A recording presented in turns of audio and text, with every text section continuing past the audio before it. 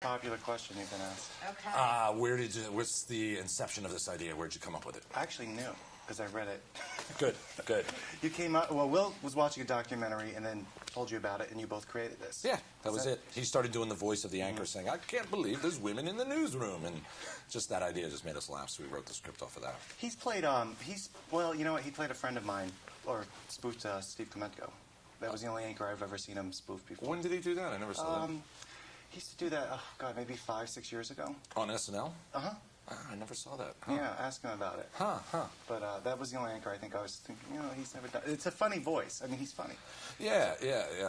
It's a universal voice for anchors, especially from that time. It was much more popular. I think someone said it's because they were coming from radio, so you had much more polished sort of. Now you have like Aaron Brown on CNN talks like, you know, your young uncle from Cambridge or something like that. So it's kind of changed a lot. But back then they had the pipes. It was all about having the pipes. That's why we were so happy to get Bill Curtis to do the narration. To me, he is the ultimate owner of pipes. So.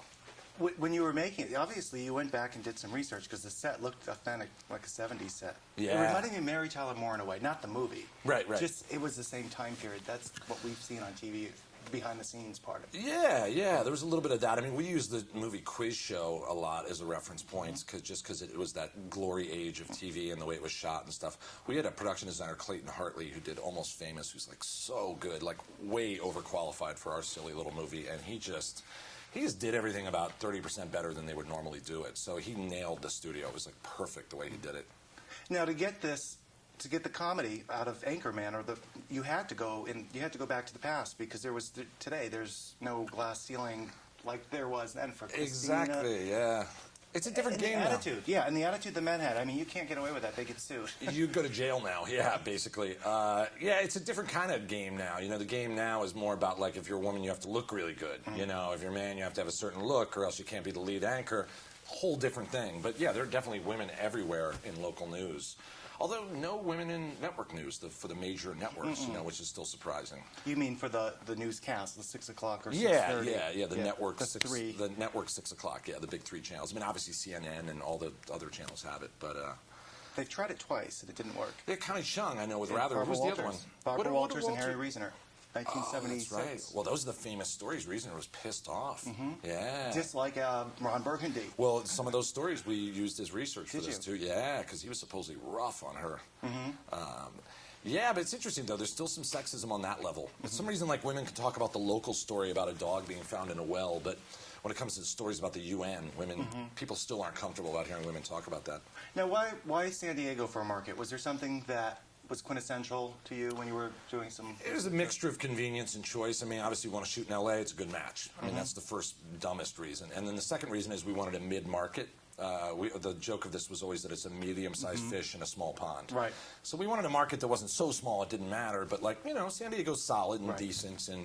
But to walk around being the big shot in San Diego is slightly pathetic. You know, so, yeah.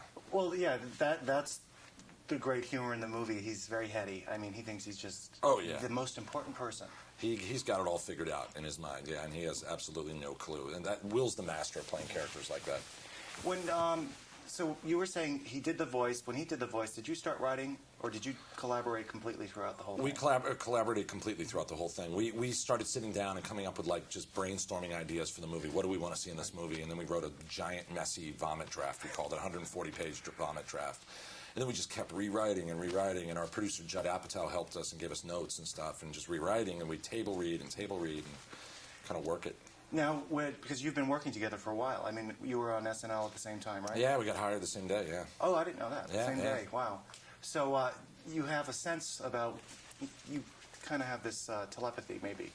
Is that what it would you call? Yeah, but we're the same age. You know, we have a lot of the same tastes. Right. You know, I mean, I think that's part of it. We're from the same generation and stuff, and we both kind of laugh at the same things. I think he really likes kind of the fun of playing with an audience and surprising an audience. I'm the same way, so I think that's part of it, yeah. And then you wrote his next movie, Bewitched. Well, I actually collaborating on Bewitched. Nora Ephron and her sister Delia wrote the original draft, and I'm in rewriting it. But yeah, I'm working on that right now. And then after that, we're going to do this movie, Talladega Nights, over at Sony, about a stock car racer that Will plays. I read about that. Yeah. The comedy. Yes, yeah, it's a lot like this. We're going to do a big, silly ensemble. God, that would be a bad drama. Great, we didn't wrap. Nice to meet you. Good talking to you, man. Thank you.